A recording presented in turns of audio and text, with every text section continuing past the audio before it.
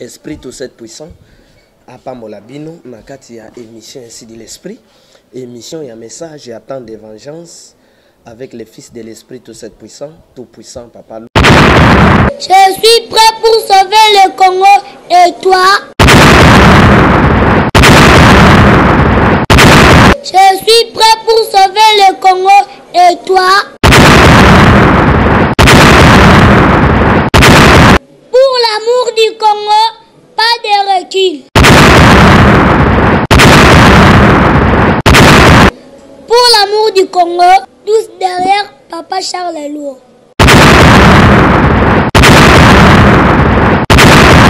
Je suis Amen, fils de l'Esprit tout cette puissant. Mon souci est que l'Esprit tout cette puissant bénisse, délivre et sauve le Congo. Ceux qui croient et contribuent au message du temps de vengeance. Esprit tout cette puissant apambola bino na kati ya émission ainsi de l'esprit, émission et un message et attend de vengeance avec le fils de l'esprit tout cette puissant, tout puissant papa Lourd. Esprit tout cette puissant bate la bino abondela bino pe apesa bino elonga bana na nzambe nyonso bozali na kolanda biso na kati ya bitumba monene oyo tozali nango pour un Congo tout puissant, avec des esprits tout puissants, avec un créateur tout cette puissant. Na message ainsi de l'esprit tozangisaka te koyebisa bino ke ko négliger ba révélation te nde nzela oyo esprit ayaka kosolola na bana na ye. Na message ainsi de l'esprit toyebaka na koyebisa bino ke soki okokisi te etinda nzambe na se na moi, alors osali mbeba makasi yango eko risque tout droit en enfer okende boloko basambisa yo. Na ainsi de l'esprit toyebaka na kotalisa bino ke temps ici est changé. Nous avions la loi remplacée par la grâce. Aujourd'hui, la grâce remplacée par la vengeance. Nyonso zali makomi, basakoli, ba prophétisa pona yango. Alors, ainsi dit l'esprit tolobaka, yakoli ezanga, mais yakoloba pona komema bat na connaissance na haut niveau et koki kozanga te. Biso toyebi tumba ya Congo tout puissant. Profitez na tango oyo benga basambela pona yo. Profitez yoka mateya ya temps de vengeance. Ezalaka kaboy. Même tango Emmanuel aye, Christ aye, asali mosala bandima yete. Mais lelo bino nyonso lelo bokomi Christ. Nde na tumba kabino soki bozali na tango ne bolingo ndima ye. Nde na tuna kabino soki bozali na tango kimbango, mbele bolinga botambola na ye. Nde na tuna kabino soki bozali na tango Moïse, nde bolinga ko tambola na ye. Alors ata lelo pe boboyi koyokela biso, lobi pe bozalaki pre ya koboya koyokela bango. Nzambe alola ayebana kopambola bino. Biso tokolemba te, biso tokotika te. Ata bofingi, ata bo traité biso na nyonso bokolinga tokotika te. Mais ce que nous savons, mitema na biso témoin, esprit nda atindi biso tosala mosala na ye. Azwaka nzoto alingi l'espace ya temps nyonso. Tout ce que nous disons sont des vérités. Ba vérité oyo eko servir bato lobi, oyo ko zo amplaire lobi. Message à temps de vengeance. Yango eko pesa bato misala lobby, yango eko pesa bato ba école lobby, yango eko pesa bato ndenge tolobaka ba emploi lobby. Message à temps de vengeance. Ba pasteur à temps de vengeance bakobima ebeli. Ba homme politique à temps de vengeance bakobima ebeli. Ba oyo bakomema Congo na Congo tout puissant. Ba docteur, ba évangéliste, ba prophète à temps de vengeance bakobima ebeli. Atindaka d'abord prophète majeur a pasolanzela afin que bato misala baibana kozwa misala na bango. Esprit ya pambola bino bato ya première classe, ya premier degré. Bato ya premier degré za banani ba comprendre ka message dès que acteur ya message aye. Ndenge ba Pierre bazale ba acteur ya premier degré. Ya premier degré na message ya grâce, ba Pierre, ba Jean, ba Philippe, ba Matthieu, bazalaki ba apôtre ya premier degré. Le kola Josué, apôtre, Josué, serviteur ya Moïse ya premier degré. Le kola Élisée, serviteur ya Élie ya premier degré. Les lopetozana ba serviteur ya premier degré dans message à temps de vengeance. Le kola mon frère Doudou, le kola mon frère Serge, le kola mon frère Jacques, lokola mon frère Anaclé, lokola ma sœur Nina, lokola ma sœur Rite, lokola ma sœur Thérèse, lokola ma sœur Lydie, c'est-à-dire les gens qui comprennent le message, il y a tant de vengeance. Les envoyés de l'esprit, oyo nzamba tindaka, bazalaka jamais contre bamvoyo ba précédaki. Bazalaka jamais contre bamvoyo bakoya, jamais du tout. C'est pourquoi bokoyoka jamais le message à Christ azali kotelemela Moïse jamais. Même temps que ceux qui sont venus avant moi sont des mercenaires. Alobela ba prophète était. Alobela Moïse était. Il a parlé ça na ba pharisien, na ba pharisien. Alobela ba prophète était. C'est-à-dire que même la loi de Moïse n'a pas attaqué ba prophète lokola ba Joseph. La grâce non plus a attaqué la loi de Moïse. Attaquant Moïse de. Et vengeance a attaqué grâce de. Donc il n'est pas contre. Christ n'a jamais été contre Moïse. Tant que les pharisiens bazoboyaye a le message à Moïse de ko juger bino. Tant que le peuple a grâce bazoboya tant de vengeance, grâce est ko juger bino. To yé ko zwa bino, to ko tsabino na monde ya sika. Neteli ya sika, na lolenge ya komona makambo ya sika. Nous étions habitués, soumis na bozoba ya religion. Religion a eu grâce à fouler au pied. A sali abandon ya foi, abandon ya vérité. A eu mensonge na ya rendre en vérité. Religion. Politicien ko boma bato, akomyo ko la bato. Na suka soki akufi, bato religion bazu politicien wana po babando kabola ne mbong, babandi ko sale ba messe kenzela na ye fungwa. Bazo ko sabato. Alors moi ba politicien ba bon wanezate. Mais vengeance a yeko yebisa bato ke et bien bien politicien ba kolela yango na église te, ba ko sambela pe yango na église te. Il faut ezala kuna na balabala et bien wana pour que moto abongwa na avant tango kozonga molimo na yesepela ke ya ko flatter moto akufi bazo flatter ye ko kozala bien. Non. Vengeance ayeko fongola bato lisusu miso koleka. Ayeko mema bato na étage ya likolo ti amema bango na 7e ciel. Vengeance. Tant moko très efficace, très kitoko, tant oyo moto nyonso fois se soumettre na puissance et na grandeur y esprit. Alors awa nazolo ba mingi te bana nzambe lombe ya pambola bino. Nazo parler sur la justice de l'esprit, la justice de la parole, vraie justice. Ma sœur, pourquoi l'esprit a le bien parler sur justice? Parce qu'il y a des gens qui souffrent injustement, des innocents. Na baboloko, na bopito, bakanga moto innocent, mais pour bakana ye na politique. Pour balinga kaza la fanatique na bango na politique na église, bakosele makamba kanga ye, basambisa ka payer te. Pourquoi? Parce que il y a la présidence moko injuste, honneur moko injuste, DG moko injuste, police moko injuste, armée moko injuste, religion moko ya injuste, ba magistrat moko injuste. Alors moto nazali ko subir. Mais bana na nzambe azotala sabino lelo que likambo nyonso zana ko traverser yango comme innocent, l'injustice ya monde zana ko frapper yo. Alors na maloba on azoloba maintenant la justice divine de l'esprit ezali ko défendre cause na yo.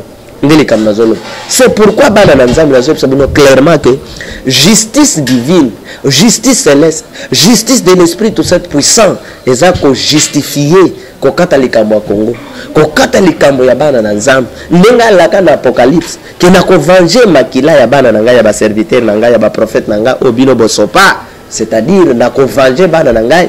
Alors vengeance, l'esprit tout cette puissant, et ezali ko katolika mwa ya mboka oyo. Kala mingi te. Biso toyaka koloba te pour information epesi. Biso toyaka koloba te pour TV5 alobaki, Ron News alobaki, France 24 alobaki. Biso penza tozo pesa bino biloko. Oyo ezali ko huta na mokili ya molimo. Nde toza komemela bana na nzambe. Peuple congolais, bana na nzambe, peuple africain, toyeli bino obokoma bato puissant. Bokota na nzela ya ba innocent. Bokota na nzela oyo ezali juste. To pratiquer makambo ezali juste, to bunda bitombo ya justice, to remporter victoire, to imposer justice na Congo na biso, enfin que to se retrouver. Injustice azali na kokende, ndenge to lexaka page akende libela, injustice azali kokende ndenge bane ekendaka injustice kende toboyo na mboka na biso bandeko nazali kozwa loi ya Moïse namonisa bino likambo moko elekaki na loi ya Moïse injustice moko mokili aplika Nzambe aplika justice na ye mpona kosauve bato wana bomona likambo ndenge ezosalema na Congo ndenge ezosalema na bomoi na yo ndenge ezosalema na bomoi na yo ata kolisanga bandoki basangani contre yo la justice de Dieu ezobatela yo ezobondela yo il suffit obimi du sang okoti na parole il suffit ondimi kobima na makila okoti na parole tokomi na temps ya kokota na parole bobima na baservice ya makila s'il vous plaît ndeko yo ozolanda biso toyete koyebisa bino ke boya Yesu toza bambanda Yesu te toza baennemi ya Yesu te Yesu aza Nzambe tozo appliquer kaka temps oyo mokili ya bonzambe oyo faire marcher le corps de Christ de Moïse de tous les prophètes sur la terre les ont animé biso to memela bino message oyo lelo peut-être ozo boya biso lelo peut-être ozo benga biso antichrist lelo peut-être ozo comprendre biso te mende ko na ngai lobi ko risquer obanda ko nager lokola bato baboya kinowe lobi ko kuta na moto etumba yo lokola bato bachaki tembe na temps ya Lot ezaka mongongo Jean-Baptiste aloba eza na désert ezo crier o comprendre biso na noter surtout ça na mayele olingi ovando zo bata prier Nzambe muto yondo tindi ou bien yote muto eza yoto yote mais yo yoki pour muto moko religion apesi songi yo po tcho mungu na pilipili obandi pe ko sala ya yo ko loba ya yo contre biso depuis naza na musalo oyo muto moko na bunda na ngata alongi depuis naza na musalo Nzambe a frappa ba oyo nyos depuis na bandi ko servir Nzambe l'église a fait Patrice tous ces batelmelanga Nzambe a frappa bango je vous dis la vérité so na bina tang la bino liste nkolo a frappa donc ils ont que fou moko boye aya beli liboma abanda ko loba maka non fande sika moko na ngai ndeko comprendre fande sika moko na ngai ko tikala ko mona symptôme moko ata ya kisite ya magite. Nous parlons de la part de l'Esprit tout seul puissant qui envoie les prophètes, les saints prophètes. Nous vous expliquons les temps pour que Bobik. Nous voulons que Congo ait un niveau de bassesse, un niveau de l'écolo, a valeur naïe, nous avons besoin de la lumière de Dieu est en Mboko. Nous ne souffrons pas que, nous souffrons parce qu'il y a une promesse extraordinaire dans Mboko. Ndenge moi c'est un dragon qui est notre melaye. Avant d'attaquer Bisso, avant de contre Bisso, prends le temps de consulter le monde spirituel, de consulter Saint-Esprit. Il te dira qui sommes-nous. Sinon, on va frapper en disant de pas moquer en fer. Pour la songi il y a une équipe de musique les pharisiens qui menacent les envoyés de Dieu. Les pharisiens mais yo kama kambo eleka kiawa na mboka ya Babylone. Awa na Babylone. Lelo Babylone azana Congo. Na Afrique. Ba loi ya Babylone lelo s'imposer. Ba roi ya Babylone lelo bazali. Ba sacrificateur ya Babylone lelo bazali. Babylone. Oyo kalikambo eleki na Babylone. Nazali na Daniel 3. Nazu verset 8 pour la gagner temps. À cette occasion et dans le même temps, je crois que là où va verser le soleil Daniel où va voir quelqu'un qui a quatre forces à Lyon. Mais bon, yo que c'est comme l'esprit a révélé, a expliqué bien quelque chose. Nous parlons sur la justice de Dieu. Mon frère, ma soeur, justice ya Nzambe ko visiter yo anéo. Anéo ya ba surprise. Justice ya Nzambe ko condamner, justice ya mokili.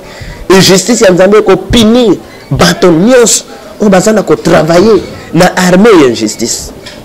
On va punir bango. En 2017. Je vous dis la vérité. La justice de Dieu, il y a un bon mot. Biso ba oya yeto bikaka à partir de la justice naï. La justice naï. Nous vivons la justice naï. Donc ça qu'on s'attend que la justice de Dieu bénit, la justice de Dieu protège, la justice de Dieu élève, la justice de Dieu accorde la victoire. Na bon mot ya. Quelques Chaldéens s'approchèrent et accusèrent les Juifs. Ils prirent la parole et dirent au roi Nabuchodonosor, ô roi, vis éternellement. Tu as donné un ordre d'après lequel tous ceux qui entendraient les sons de la trompette, du chalumeau, de la guitare, de la sambuc, du psalterion, de la cornemuse et de toutes sortes d'instruments devraient se prosterner et adorer la statue d'or, et d'après lesquels quiconque ne se prosternerait pas et n'adorerait pas serait jeté au milieu d'une fournaise ardente. Bandeko, mibeko yobozo yoka bakendaki koforme yango kaka po na konuire bana na nzambe misato. Ba former na ba calcul ya bureau de ya aner. Soki balingi ba boma mutu, ba créer les camps. Ba kanga ki na ba présidence na mwasi. Soki balingi ba kanga un homme politique, un homme de Dieu, ba créer ba tini mwana mwasi moko ba kanga ki azo violer. Soki balingi ba créer les camps ba boma mutu, ba créer ba ketele manduki tokuta ki na manduki. Ba montage ya mokili. Mais tangu bosala kabiloko wana nyonso likolo mona kabino tango bokanga kabato boke bomba bango boke kota bango na ba boloko ya se ya mabele esika mwinde ezate bonyoko la bango likolo mona kabino lokola mwana mobali moko ba soda mokili oyo balukaka mwana mobali mosusu baboma ye balukaka bamoni ete bake komona mwana mobali moko akokana mwana mobali wana batali photo biete bakangi mwana mobali abat innocent qui ne connaît aucun problème bake tshai na boloko ya se ya mabeli mutu abeta kuna 6 mois après batamba yeko za fuite information que mutu boluka ka to moni place bo baya ko vérifier mutu bakanga ki innocent ya bato mosala sans professionnalisme innocent obonyokoli kolela ya innocent bokanti ko big sabino jamais tango bozwaka ba décision ke to moni diamant esika wana olie bolongola bato botongela bango bandako ba ke vendre pona diamant na bino bando bomana binosa na bana mike na ba veve bokanisi ke matisaka pouvoir na bino ekitisaka bino pa pasteur bolingi bolongola bo suspendre pasteur mosusu po azote ya vérité na mission na catholique na réveil. Allez bonjour maman moko mo préparer ye botindi ye akende asala bo yo to kanga ki ko yaki ne kopo pa pasteur oyebi ke nzamba zo mona bino tibo monta ki plan wana ba réunion nyonso bokotaka na Congo partout to ko sala papa chano boyebi ke likolo mona kabino mon frère ma sœur conseil ya ofele soki bazo utiliser yo contre la vie d'un innocent d'un enfant de Dieu boya ezala na poison boya ezala ko lukele makambo boya ezala ba utiliser ko zo mbongo boya ce que tu vas subir après de konanga ko zala passe trop tard et ce que comment subir batona ba okimari et ce que le bobi sa vérité ya makambo na batona ba ko luka ba bomayo de préférence boya de konangai yuka makambo ezali ko lekao bakeyi ba intoxiquer roi bimisa mobeko moko moto nyonso fango mameleko moto nyonso devant stati ba pousser roi entourage ya roi nde bato bamemaka roi na libulu ba roi pe na lekoso ya bokonzi na mbongo balingaka te bato ya malamu bato bapesa bango conseil ke ngongano ekokitika ata mwasi nso apesa conseil oluka boma ye mwana akoluka kopesa conseil oluka boma ye bakonzi na bolingo ya pouvoir bakoma lokola mbo azwi rage mutu nyonso kolinga koyebisa ke papa tika bokonzi ifo aluka soye mawa nina suka baregretaka bato wana soki na yokelaki boyokela biso so boyokeli biso te delige toza ba messager ya suka oyo nkola atindi pona bino ya temps de vengeance boyokela biso ma sœur mon frère ndekono mimi saison message pesa ya yo ndekono asala kana bureau de pesa ya message amer osambela kate bureau de osambela kate ba politicien osambela kate bozala kana mawate ya kokanga ya koboma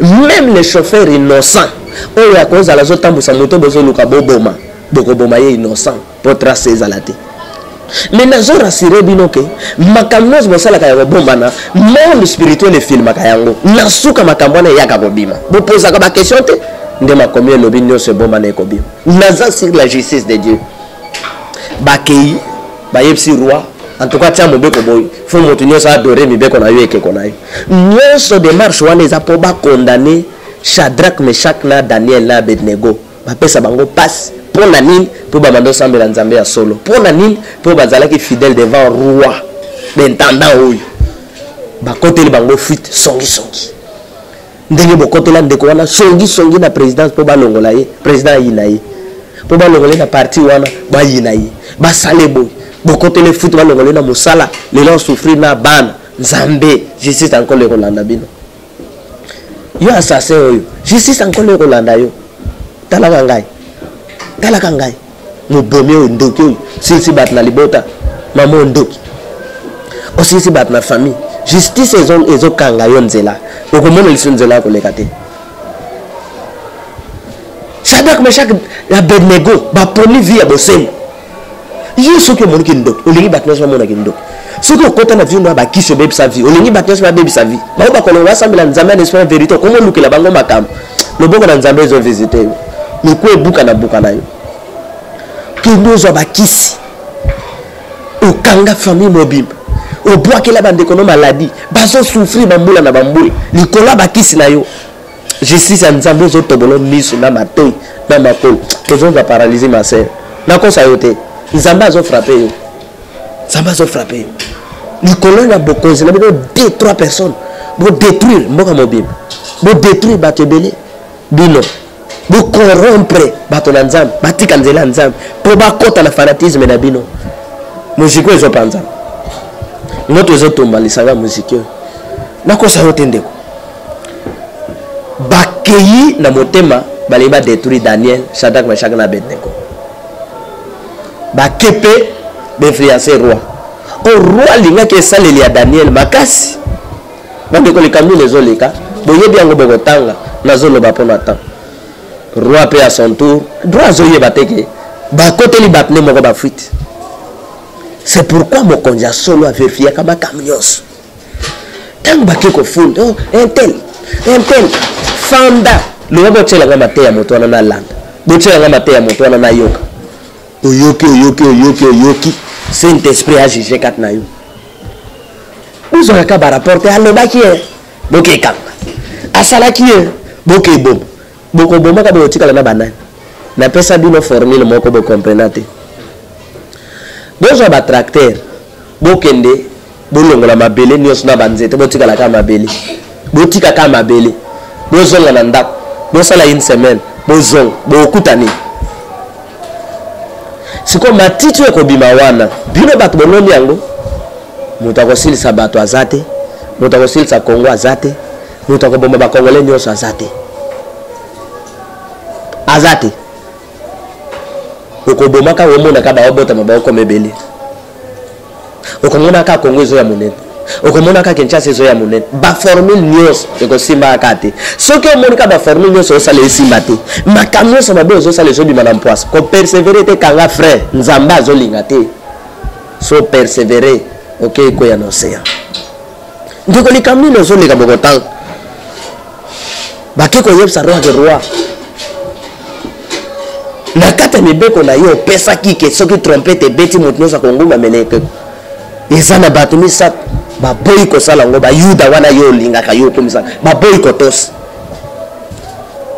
bande ko boya ko tosa mibeko yo eko memona ko bom ba ordre mal donné kende ko bom musala nzambe wana salini na bobi la kelba be ba okedete bobandi ko finga musala nzambe abato bobandi ko finga papa Charles abato ya sale lokote bima na muziki wana po ye bakake lisanga na bino wana Yesu azali sote nzamba azate boko sola Yesu eza musique tala ndenge botongaka bosala gate ba critique normal ba critique avec haine avec jalousie kotonga tina suka tiko boyo bolanda yete yebo so boyo ko landa na buto lali molimo santa yeko yebso ke landa ye aza mosali nanga ko changer point de vue unte ke pola bando bundisa œuvre de Dieu alonga na loi te akoma na grâce yo pe kotika muziki wana okoma mwana sidi l'esprit nazo son vérité okoma mosali ainsi dit l'esprit bandeko bake kofunda Shadrach Meshach Abednego mais boyoka question na ngai yango roi apesi ordre que tant trompette ko beta mutu nyonso na Babylone devant ekeko 1 2 esali ndenge nini ke bato yo na ngonga nini bakendo mona Daniel na baninga na ye bazonguma meleke kote justice ya nzambe pour mona ke ezalaki piège bino bo influencer roi apesa mobeko roi chargé bino te na ko surveiller bato e bandi ndenge nini bokende komona ke Shadrach Meshach Abednego na Daniel banguma meli bike kote boye ko pesa rapport na roi au lieu roi oyo pe aloba oh mais allez prévu que moto nyonso za la devant ekeko bino bokende mona ngonga ni donc ngonga oboke mona ye bino pe botosaki ordre na ngai te lokola fanatisme ezalaki roi a posé problème wana te mayele ya komona na musike ezate ndenge moko ba politicien Afrique mayele ya komona 10 ans après ezalaka te bagane ya bozwika kana ta oyo tango bakoma lobi bakoma malheureux bakoma pauvre komona ke to bongisa mboka po lobi tokozonga na mboka ezate to bongisa mboka po lobi esprit na biso kozonga na mboka ezate soki akomi mokonzi azwa nyonso a détruire nyonso oyo akoya souffrir sans kobosana que le jour il reviendra na mabele wana mundele akomprena ke akozonga wana ndazobongisa mboka na ye ndalongwaka na kimia manque ya mayele na komona na mosika.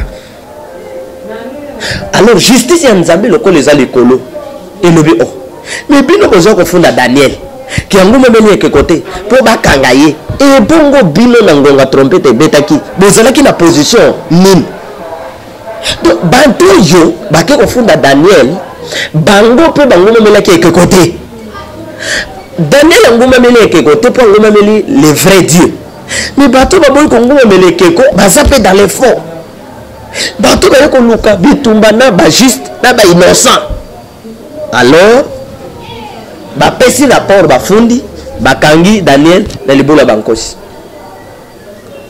3 jours après selon bango justice ya nzambe kiti parce que babela le lion de Juda akeko batela place nazo mema bino ba terme moko spirituel bezo comprendre te le bel armée ya banzete armée ya balion armée ya dinosaure armée ya serpent armée ya balion armée ya poisson armée ya mai ya mopepe armée ya bo comprendre kate armée ya mapata bo comprendre kate ya moto bo comprendre kate bino boyebi nani ya batela Daniel la kata le bulu ya balion parce que kuna soki batie lok lion azanza la fois liayo mais Daniel batie lion aleyete lion alia Daniel était parce que Daniel servait un esprit lion du Juda.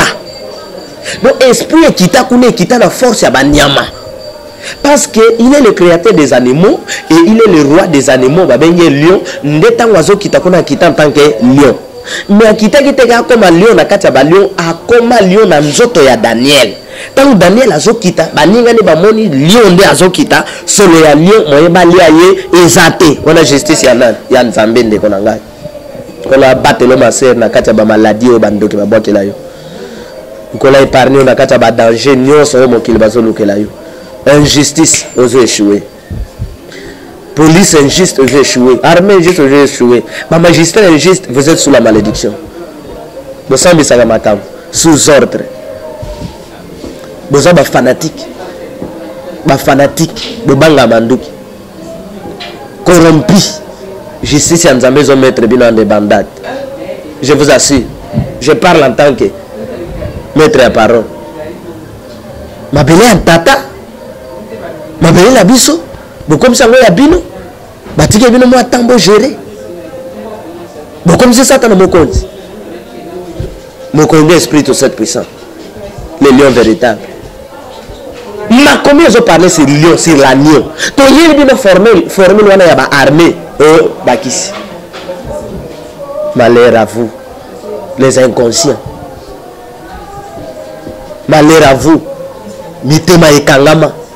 Lokola bakoko na bino ba pharisiens qui menacent chaque fois les envoyés de Dieu. Stop.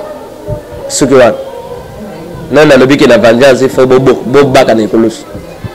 Ndani bitumba vengeance eza bitumba makasi tika armée ya basete kota kota bino ben juste na zone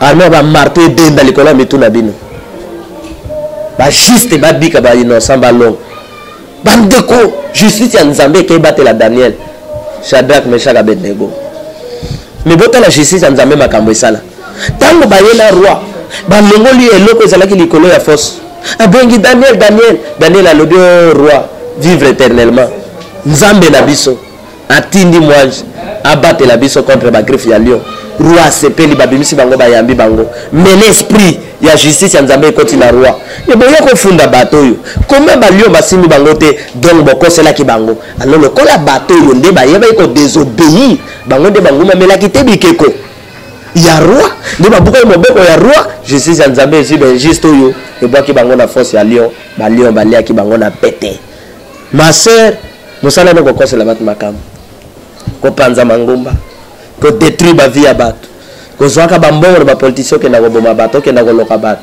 ba musicien ko zo ba mbongo bokende ko détruire bato ba bazo luka ko bika ya bato ebele bozo luka bosala bango mabe justice ya Nzambe epesa bino etum ba innocent na ba boloko ba innocent na bopito papa mama ozo souffrir na maladie oyebite po yaya no asimba kisa kotsa yo na kati ya molili justice ya Nzambe libéré yo pe confondre molili ya libota na yo ba oba zonyo ko la bino nkolo nde azonyo ko la bango justice ya Nzambe katolika mwa Congo justice ya Nzambe condamner justice ya Congo au nom de l'esprit juste amen.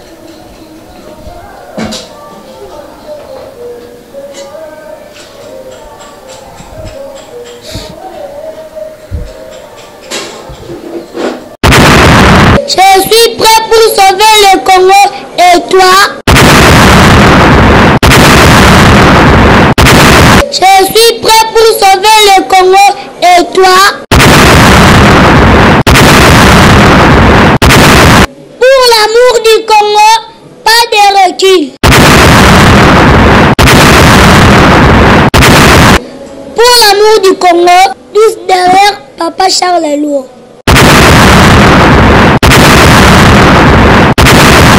Je suis Amen, fils de l'Esprit tout cette puissant. Mon souci est que l'Esprit tout cette puissant bénisse, délivre et sauve le Congo. Ceux qui croient et contribuent au message du temps de vengeance.